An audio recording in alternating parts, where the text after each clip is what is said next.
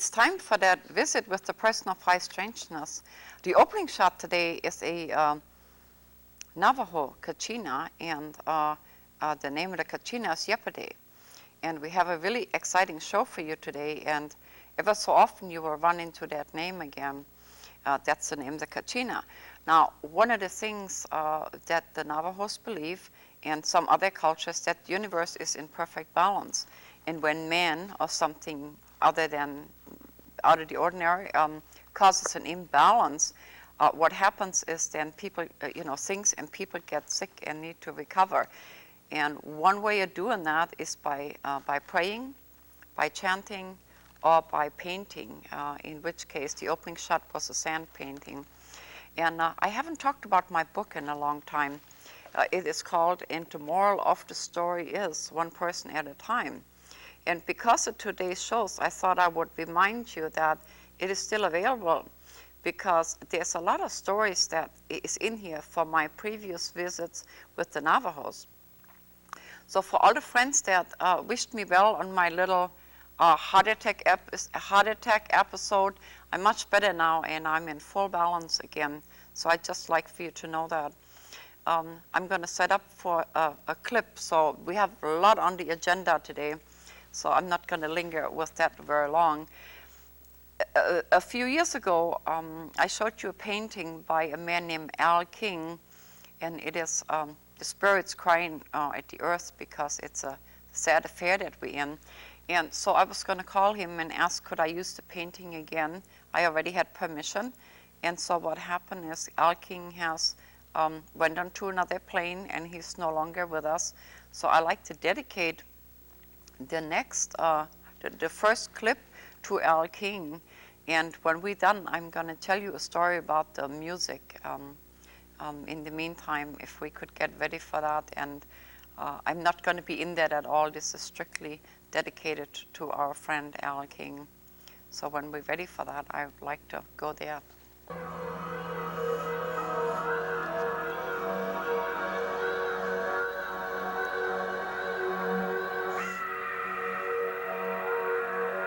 We are on the threshold of a special time for all Earthwalkers. Once again, Mother Earth's family is being offered an opportunity to become related, not only to our own environment and to each other as human beings, but to extend our relatedness to the rest of the universal family as well. Many indigenous native peoples have originated among the stars and have brought specific knowledge and wisdom to this earth.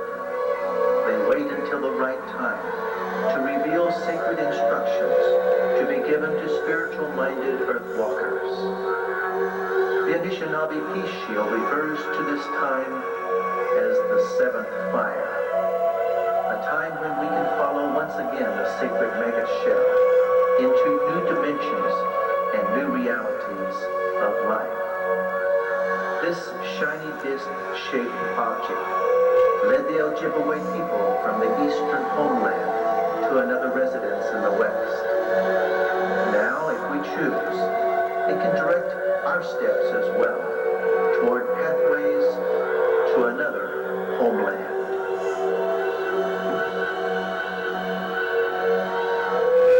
This ongoing relationship between some indigenous people and star people or sky people has been going on for thousands of years.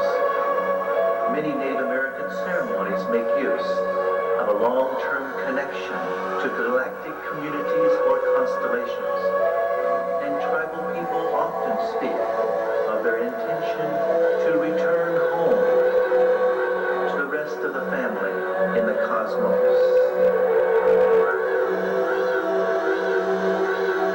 Ancient prophecies can guide spiritual people as they seek to be in step with the blessed events of each moment and prepare for the exciting future that lies ahead. Let us remember, as Mother Earth awakens and opens herself to the opportunity to birth once again another golden age, The ancient ones are reminding us to awaken to our own spiritual power and potential, and to become in harmony with Mother Earth, the universe, and the galactic community.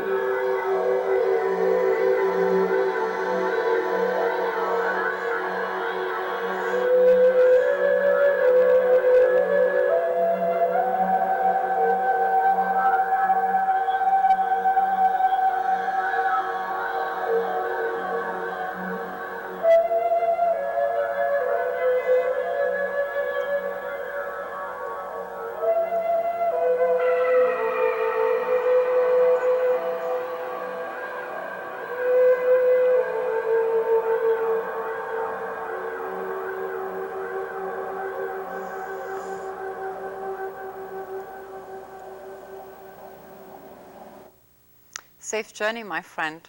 We also need to acknowledge a staff member from the Elena Smitha show, a lady named Mary Lou Caffel, I believe, if I pronounced that right. She has also left us, so safe journey to our friends.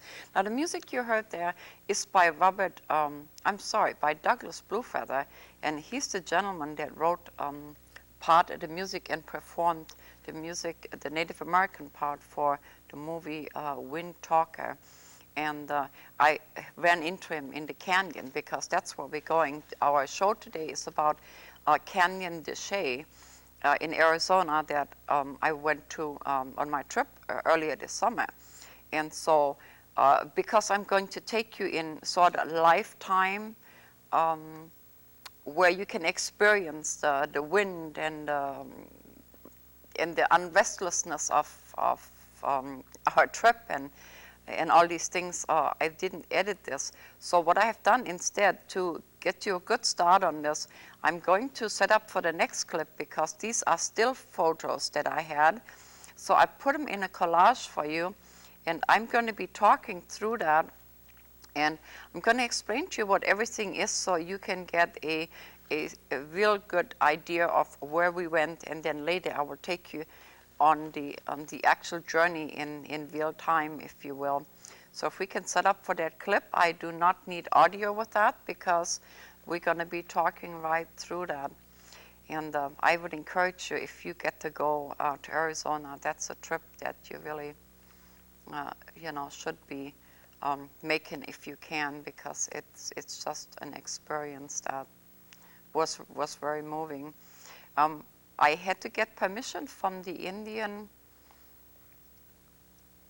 Affairs Office because a lot of the things that's being discussed on the tape was not for public knowledge, and so I did secure a release for that. So now here are some of the pictures. If maybe I'm just going to step aside so you can see the whole impact of the. So you will see the whole impact. I don't need an audio with that, if you don't mind. And here again, the music that you are hearing is from Douglas Bluefeather. And I'm going to... Long ago, 7 prophets the pictures that you are seeing now, here I go, I'm just moving right along. That is on the Navajo reservation outside of Fort Defiance, and it would be heading towards the Carson Monument. Now, if you notice, it was not visible on the actual photographs, but there are orbs just everywhere. And the rock that you see there, you'll run into more often, and I actually had to take that picture in four different increments because it was so tall. It is freestanding. So that is, first you saw the base, now this is the second part of it, and it is just enormous. So when you stand there, this is going straight up the third piece. So when you stand there, it just reminds you that how small of a speck that we really are in the universe. And that was early in the canyon. Well, I guess that is also Douglas talking in the background there. Now this would be the fourth piece. A joyful and That's how blessed tall this was. back to the side And of the great Creator. so there we go. This is the Jeep that we traveled in. You will see that quite often. The reason we had to go in by Jeep, it is mostly sand that acts like quicksand, and too many people got stuck in trucks and things, so it is now mandatory that you go in with a guide. And here you can see the sand very good here. Now what happens is the sand gets very wet in the winter time, and so that makes it a little complicated. But the way they have to stop in certain areas is because it's almost like quicksand. So these guides know exactly where to take you. And the money is very well spent, and you're not allowed to wander off in there by yourself. And of course, standing on top of the canyon is not going to give you any idea of what it looks like on the inside. This particular piece here, on the actual video later, I kept saying, I smell something, which were horses. Eventually, we ended up there, and it turned out that there were hieroglyphics of horses there. And then this, I believe, would be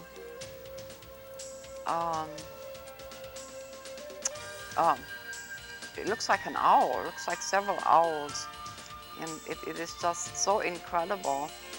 They explained that when the weather comes, that the people that still live there, I believe there's one family in the canyon, they let the outside world know the water is coming, and then go to higher grounds. And what is so awesome is that, like, these are some of the ruins. In this canyon, you have 3 civilizations out of 3 time periods. The Anastasies were the first, next were the Aztecs, and then the Hopi. And it's like they were just built, one civilization built on top of the other. And so when you go there, it gives you a sense of, it's real hard to explain what it feels like to be in an area that has been there for thousands of years. And the guide explains that. Now, on the video that comes after this, she has a little pointer, and she points to hieroglyphics and different things.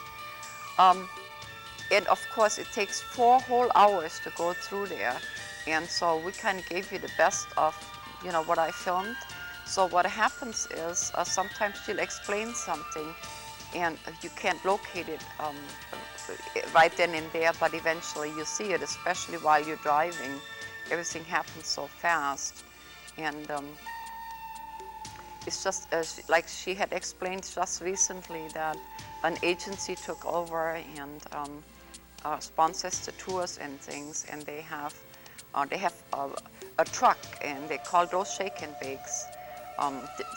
The reason for that is when you sit on the truck, it shakes, and of course it is very hot. It was 110, and so you bake. So occasionally you will see shake and bakes. Now, this particular picture here, I gave you views from different angles that of course you couldn't see on the video because everything happened so fast. And isn't it just incredible? I mean, there you are, and they were thoughtful enough to leave fingerprints and writings, and what an experience. There, you see the cave, and then on top there are hieroglyphics, and you will see that on the video. And what an experience. It's really sort of affordable, if you had 3 or 4 friends and you all chip in, because they can take up to 3 adults and 1 child in a Jeep. And but here again, it takes 4 hours. Make sure you're dressed well. I wouldn't wear open shoes because just dress well. And normally in the summertime, it's very hot.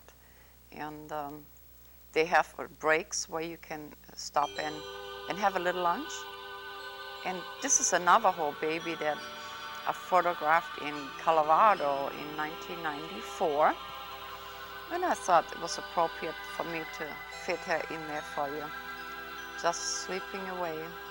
Now this is where I played the flute with Douglas Bluefeather. Unfortunately, he's standing in orbs.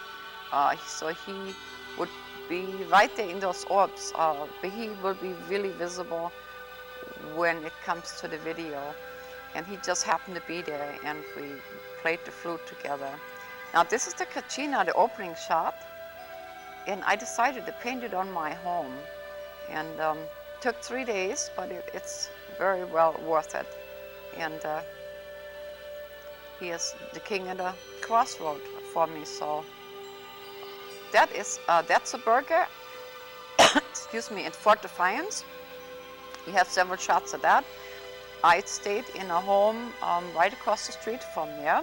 It's been there for many years, and make the best fry bread. And this says mutton stew, fry bread for the soul, yum. So to stop there is absolutely a must, and that is right in Fort Defiance on Highway 66, and you will go right by it. And this is a marriage basket that was gifted to me by the Navajos in 1994 when I visited there the first time. And that kind of concludes our little slideshow type thing that I put together for you. The next clip we are going to show you is the actual trip through Canyon de Chelly. Some of the audio is poor. The reason for that is that it was filmed in real time, meaning, you know, I could not monitor what was said. And here again, some of the stories that were told to me were not, you know, for all the tourists. And so with permission, we did that. So just bear with us with the sound. You'll hear the wind, and you will experience this exactly the way we did. So buckle your seatbelts, because you're going to be on a really wild ride. And so we need audio with that, so we can hear what we experienced. Thank you. We're uncultivated plants, small animals. These are tools that we're using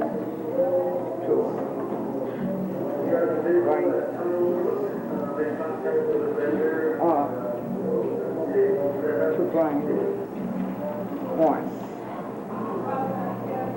We have errors and different types of corn from Canyon del Muerto. Here's some more hieroglyphics from about 450 to 900 AD. This is called Flight of the Villagers. In a Pueblo village, and with the house also from the Pueblo people. From about 900 to 1200 AD.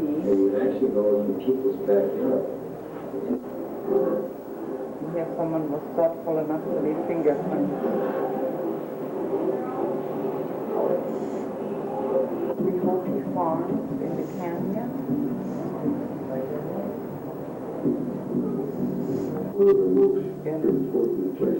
This one is named Abandonment. It said before 1300, the Pueblo people abandoned the northern part.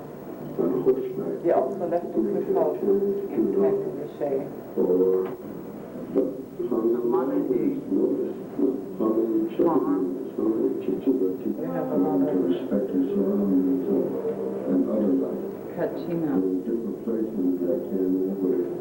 Located about here.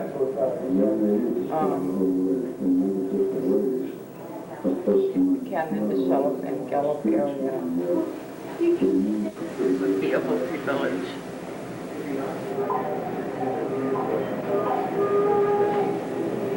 Here's another Hopi village, probably in the Kilsmogi area that we've shown you 2 years ago.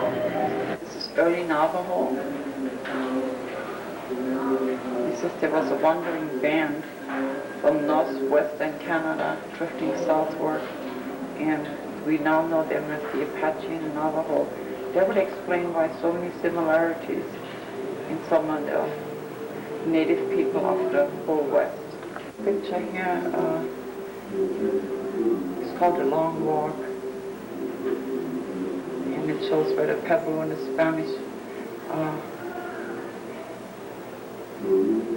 where the Navajo raided the pebble and Spanish settlements for livestock supplies and women.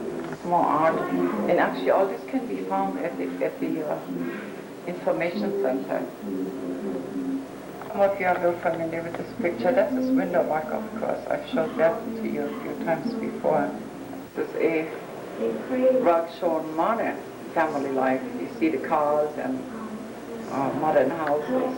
The sheep from the early days. Some of the stories I've told you about already. Corn and beans and squash. A wash, and all the way, on the way up here we showed you that there was no water in. And so, and it says that in modern day they channel the water away from the washes to create irrigation. It's one of the cave houses. It doesn't specify whose it is. Deep sand that we're going through, and the lady said she's the only way in and the only way out. Yeah. Well, there are no roads here. We are just in sand. That's it. We just got out of the way of a truck. That's what we are experiencing, so I'm going to show it to you, just like that. Village to village. You probably had more than one wife. Uh-huh. And right next to a snake. This one has a head on it, ricocheting line going across. Some of the ricocheting line inside the canyon just represents canyon echoes or maybe water ripples or lightnings. But this one has a head on it. This probably belonged to the snake clan that lived in here. All the Anasazis, they were dated back to 200 to 1250 AD. All the sites in the canyons like that, 900 to 1250 AD, all the ruins inside the canyon. Oh. There's some handprints on here. Uh-huh. These are called pictographs. They're painted on. So they use a different kind of sandstone colors, maybe the animal fat, the animal blood, and the urine too. They mix that all up, and that's why it stays up there that long. Oh my. Wow. It's usually in an overhang where the water hardly hits it too. So. Uh-huh. And it's just their identity. They're saying that this was my place, this is where I live, and stuff like that. There's more in this cave over here on this side. More handprints. And there's some stars in here too, drawing stars inside the cave too. I'm fascinated with the sand. And there's some more yellow colors over there. Maybe a horny toe and an ant person over there. You can tell by the two eggs right here. Maybe they used to lay eggs like that. Uh-huh. Horny-toed person. Mm-hmm. Horny toe, got a little tail at the bottom, and like this. The ant person's got an antler on it, got little antennas on top of his head. Oh.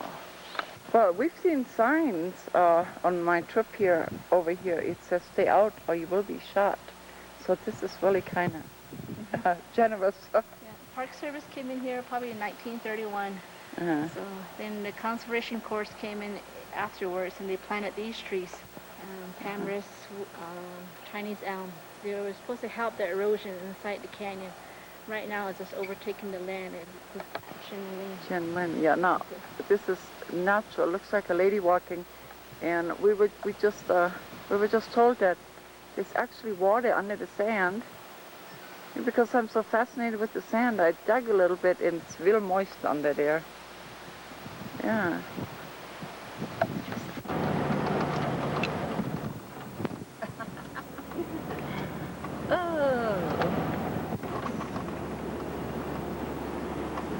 Back there?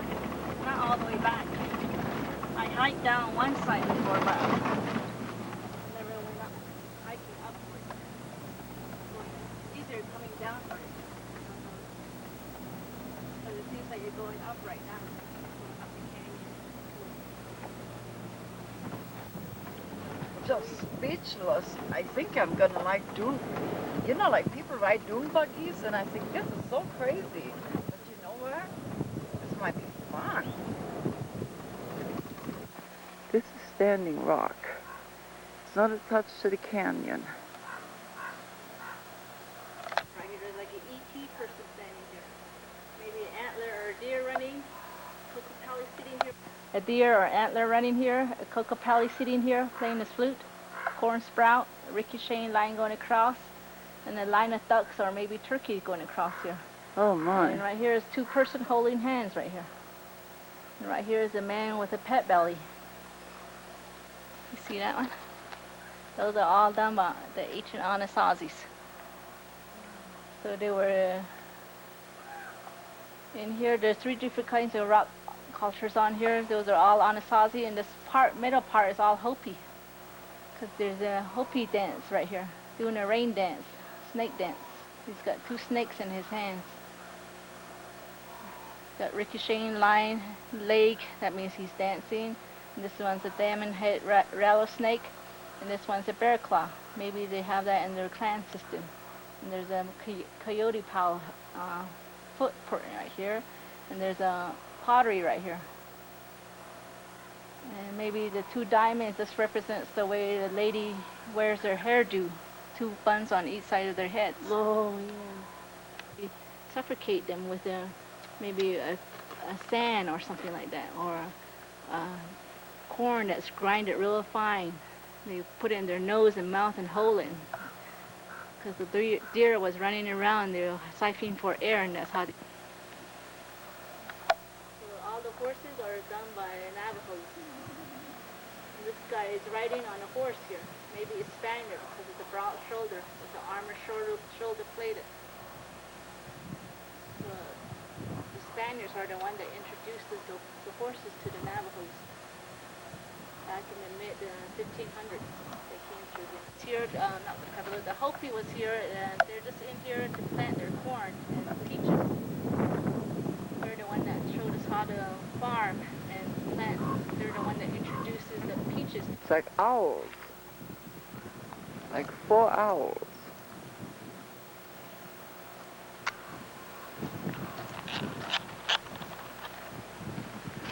This is Eleanor, our guide, explaining things.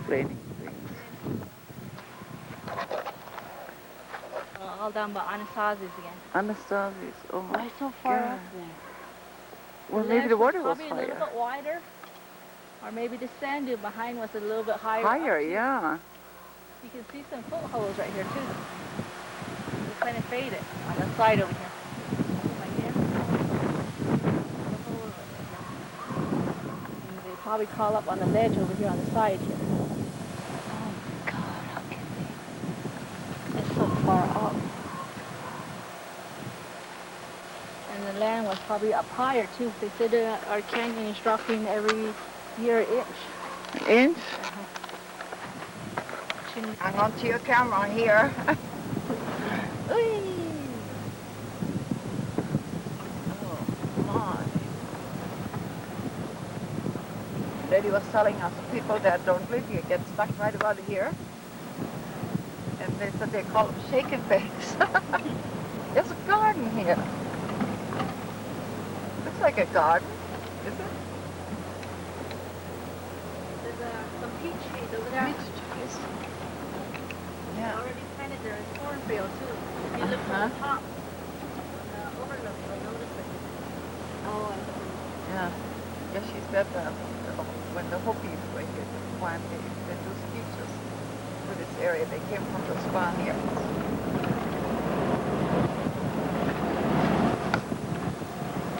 And they brought the horses, the Spaniards brought the horses, and so who brought the jeeps? Would you happen to know? How long have people been going through here with the jeep? First one that came through here was probably the Thunderbird Lodge. Uh-huh. Big jeeps. And how many years ago was that?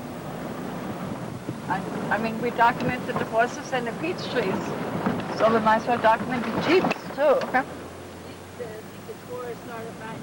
The oldest tour guide I know is in his 40s. Uh-huh.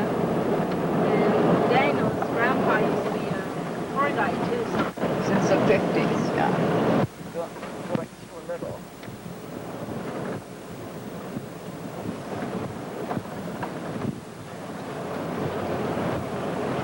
Wooded area here. Wow.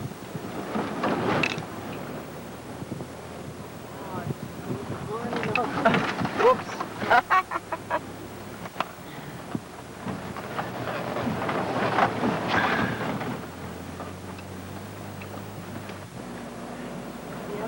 yeah.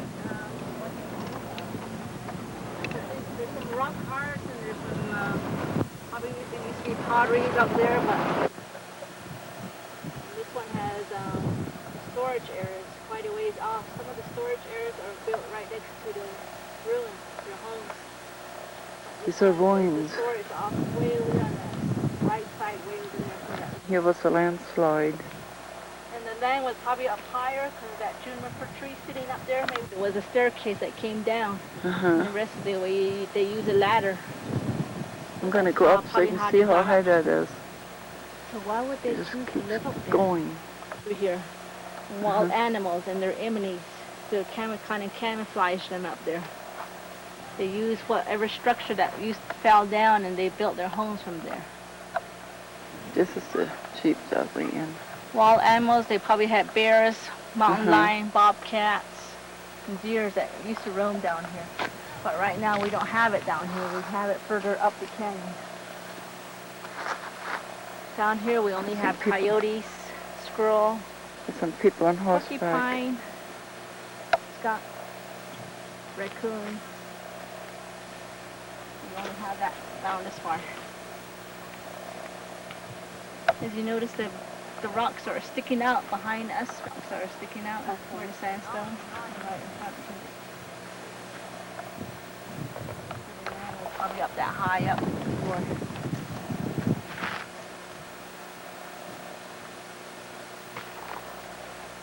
Anasazi, they weren't that tall, 4 to 5 feet tall. They didn't live that long, 30 to 45 years of age. I'd be dead 20 years already. They were what, 3 to 4 feet high? Yeah. 4 to 5 feet tall. Because their home, if they go inside it, it's Small. It appears small. they're real small people. So As you notice the doorway, they're real small. Some Uh-huh. of them are like maybe in Mesa Verde, like they're like T-shaped. Bottom part is small, and the top part is down here and working on their farm. Oh, was my. like their little playpen in there. This is called junction room because of the junction right here. It's the canyon splits into two parts here. Straight ahead is Canyon del Muerto, and over here to the right is Canyon de Che. Now it says Canyon de Che and Canyon del Muerto. It's the Spaniard were trying to say it. They're saying it all wrong. That's how Canyon de Che got his name. They're saying. She said, don't say it. Canyon de Che is more wider open. Canyon del Muerto is kind of closer in the walls and everything. Named that Canyon of Death back in 1805 there. Oh, is that the way I said goes in a U-turn, a dead end?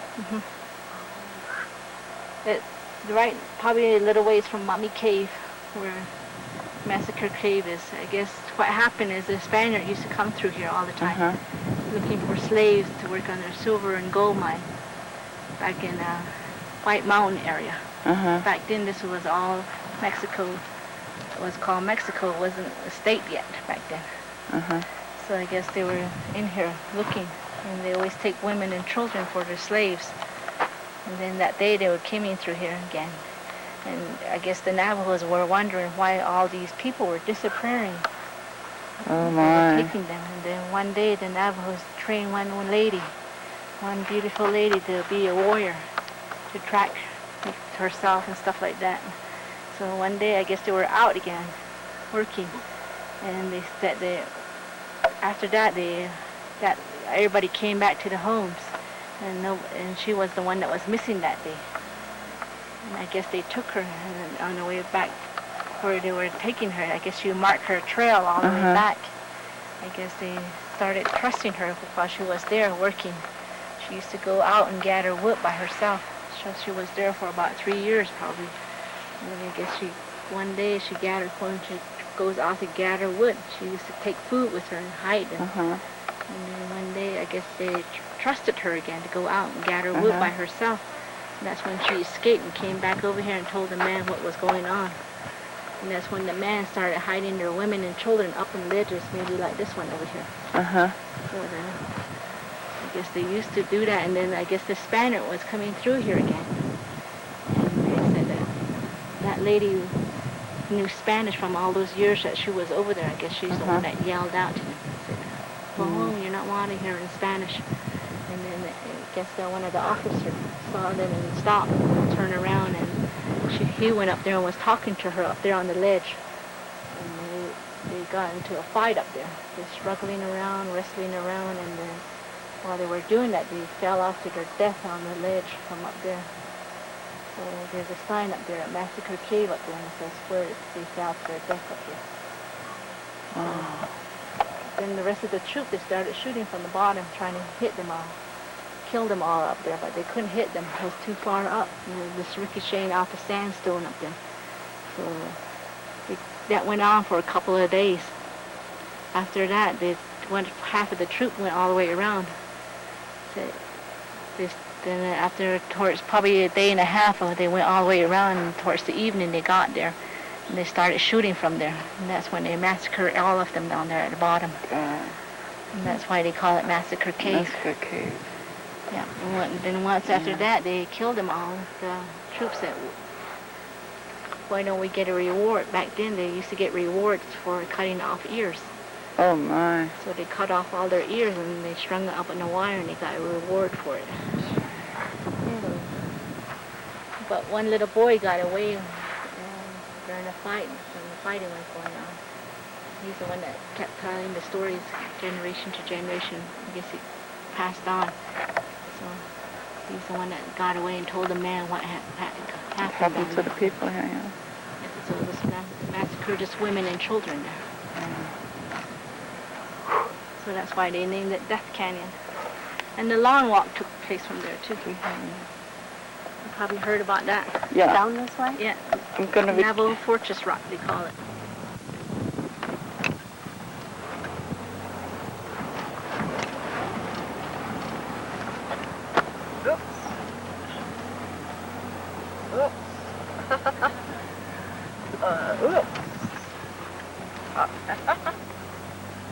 Need a wind blow through here.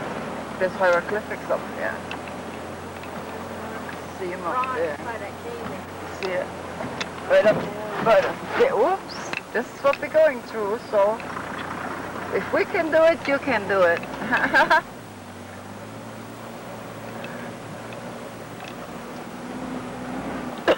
Excuse me.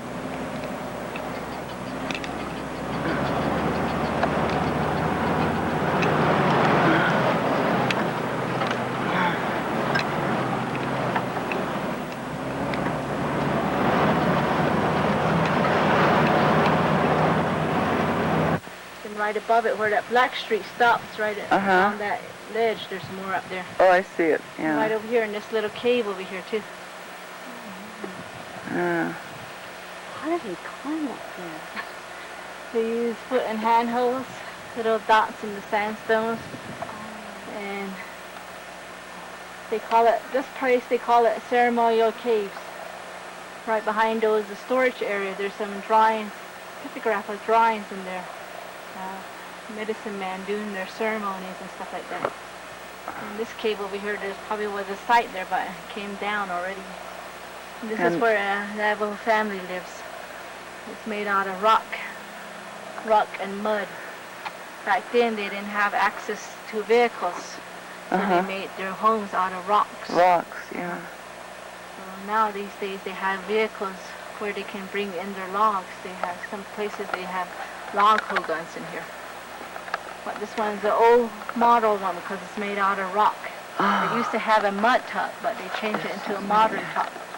So that one gets pretty hot inside it. So they made a shade house right outside to the left of it. So they do their cooking and maybe their craft work in there. And back there's an orchard, a peach tree, apple. And some of the Navajos, they grow cherries, plums, all different kinds of fruit trees now instead of just a peach tree. And they already planted their farm too, their corn. There's some along this area, and now these days they plant alfalfa too. They grow alfalfa. They use them themselves, and sometimes they resell it in town. And all these black, white water that's coming out, those are just water seeping through the sandstone. So our sandstone is just like a sponge. It absorbs the water when all its snow melts and when it rains.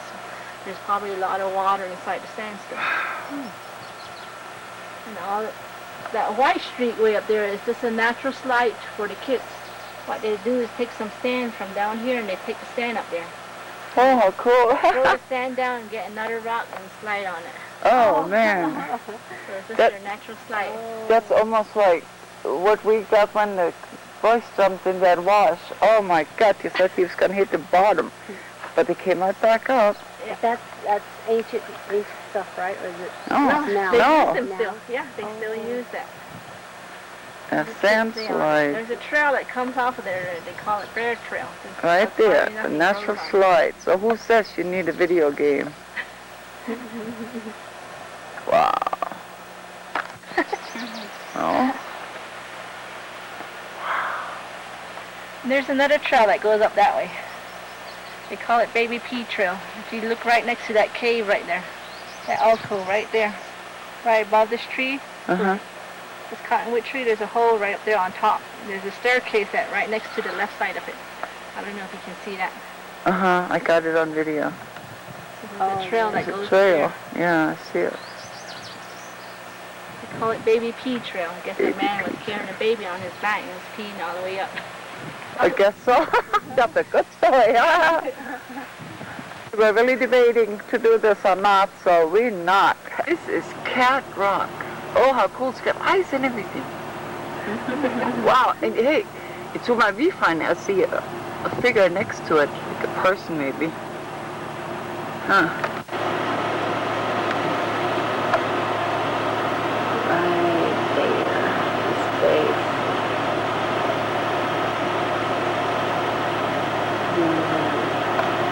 Okay.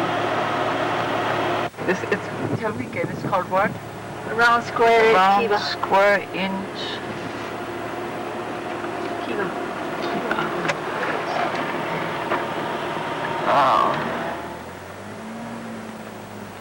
There's some horse riders over there. Oh, dang it.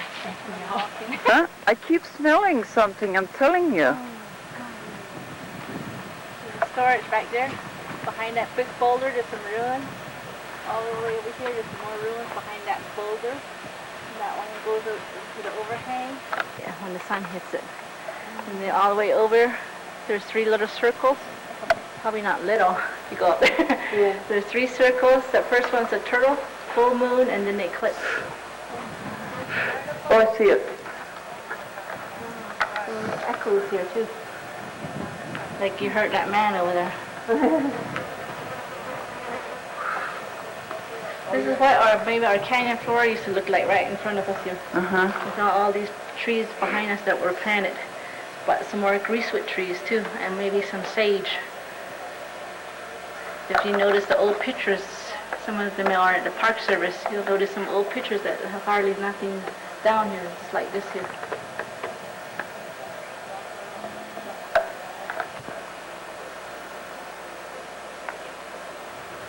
How awesome. Get up. Chalk. Navajos usually use chalks. On the side, their colors white. And some of the drawing here, they're red. They're done by Ute Indians. Utes. Oh, there's another horse.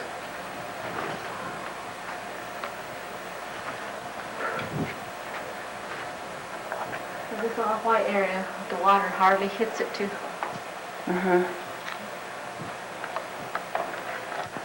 Oh, I'm leaning against the canyon.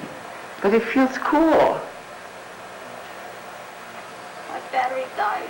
Oh, did it? I got a little bit left. I charged it too. I'll use it for an hour and a half. Should be with a 3-hour battery.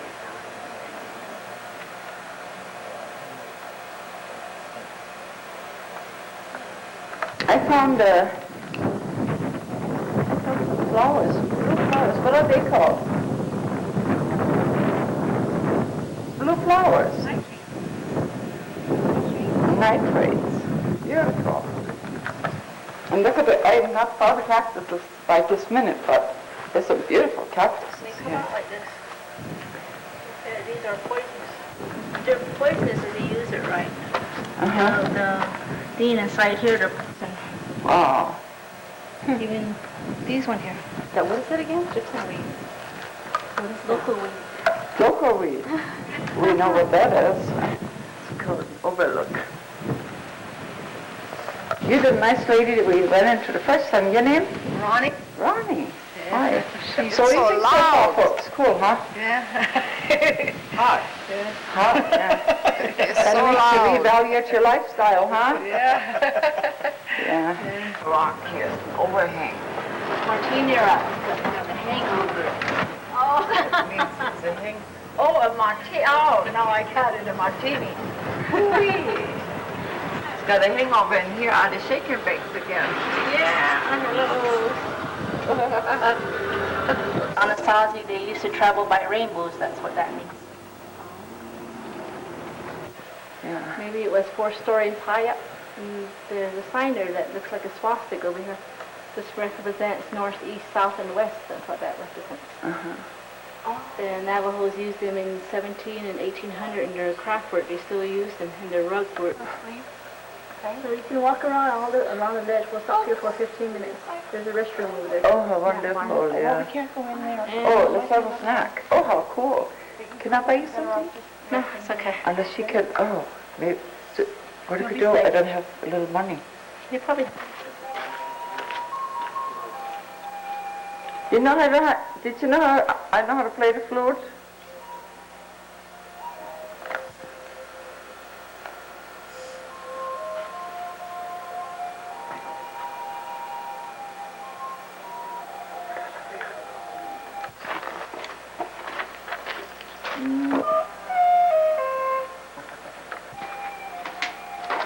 My camera's all dirty. I was one of the gentlemen that played the flute in the movie Windwalker. Is it Windwalker? Windtalker. Mm-hmm. Yeah. So if he ever comes to our area, we ask him to come and visit with us. Yeah. Cool. My family's almost gone.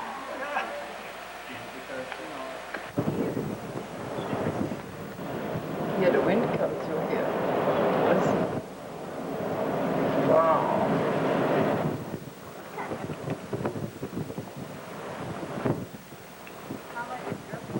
The wind.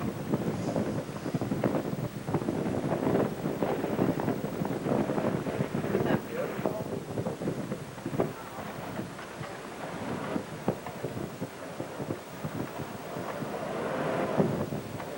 Wind.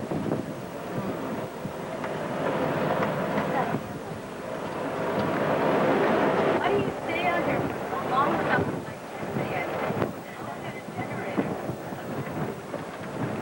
usually the kids will watch TV.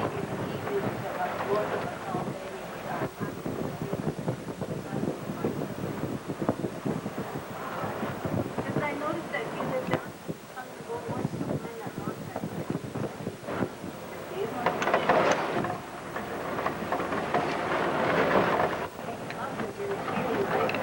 It's windy. You get things flying. Some kind of cotton, what is it, cottonwood? Cottonwood trees. Yeah. Oh, wow. I feel so adventurous. Oh, my.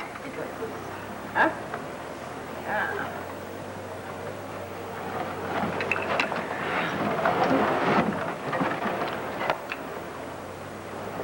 We're almost at the end of it. It gets hot, like, look at it. Oops, now. It's like quicksand. And right about now, if you ate a big lunch, you could just forget it.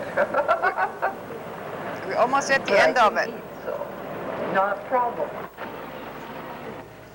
Where that crows, where the two trees that were sitting on the Uh-huh. sandstone Oh, right there, right up that track there. Oh, I see it now, yeah. And there's some rails that go on across, and then there's one across going this way.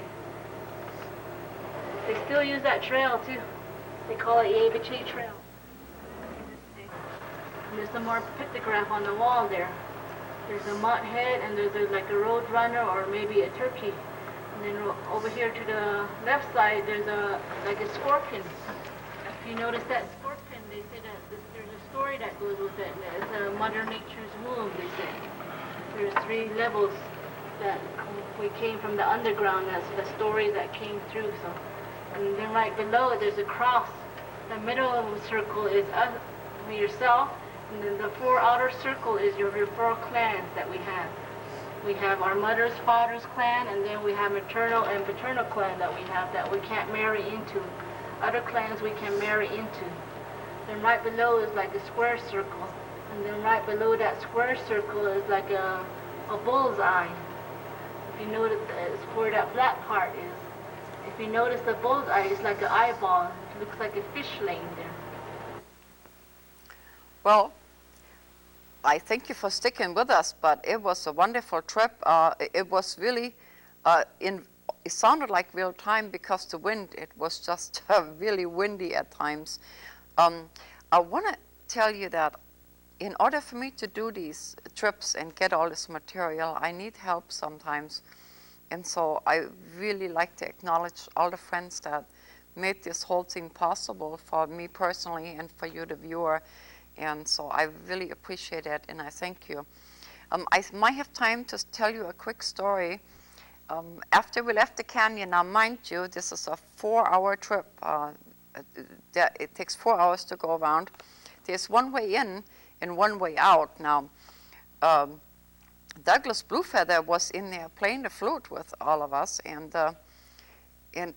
I never saw him pass me, but somewhere along the line, he must have been invisible, and I ran into him in town, and we got into a conversation. And it was at that time that he gave me 3 hours of his music to put behind the show as I saw fit. The stipulation he gave me was that I would play one of the pieces in its entirety. And I like it so well that today when we close, we're going to play it a second time with the closing shot. In the meantime, this young man told me something about Douglas Bluefeather, and it turns out that he was a police officer at one time, and he worked with the DARE units. And somewhere along the line, there was a scuffle between him and some young people, and he lost an eye. And now I don't know details of everything, but eventually he no longer worked for the police department. So he dug out his flute and he started playing this beautiful music. And I think the point I'm making is that when we have a calling, like some of us do, excuse me, it can get very drastic how it maneuvers us to do our work, and lucky for us, so now we can enjoy this great music that he makes. So if you hear a voice trying to tell you something, it just pay attention to it, because sometimes it's really telling you something. Same goes for animals. Yesterday, on the 3rd of November, I heard seagulls in Tomwater, and that is too far inland for seagulls. So just as I was wondering what were they doing there, the 7.9 earthquake hit Alaska that we felt down here. So everything around us, it just shows us how to live with nature and how to get along with everyone. I'd like to talk about the movie Wind Talker for a moment. When I was on the reservation, it was playing, and of course half of the people did go and see it, and they thought it was done very well. They would have liked to see more of the Native American scenes, but other than that, they said it was very well done and they were pleased.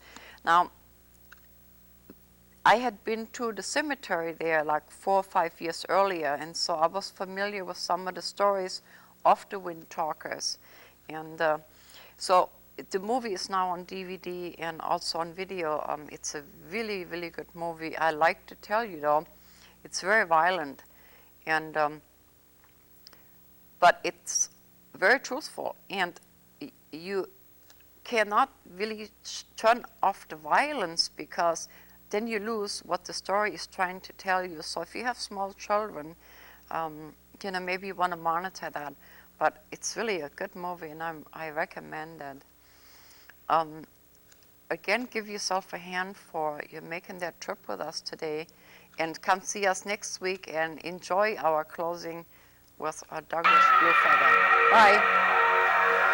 We are on the threshold of a special time for all Earthwalkers. Once again, Mother Earth's family is being offered an opportunity to become related, not only to our own environment and to each other as human beings, but to extend our relatedness to the rest of the universal family as well. Many indigenous native peoples have originated among the stars and have brought specific knowledge and wisdom to this earth. They wait until the right time to reveal sacred instructions to be given to spiritual-minded Earthwalkers. The Anishinaabe Peace Shield refers to this time as the seventh fire, a time when we can follow once again the sacred mega shell into new dimensions and new realities of life. This shiny disc-shaped object led the Ojibwe people from the eastern homeland to another residence in the west. Now, if we choose, it can direct our steps as well toward pathways to another homeland.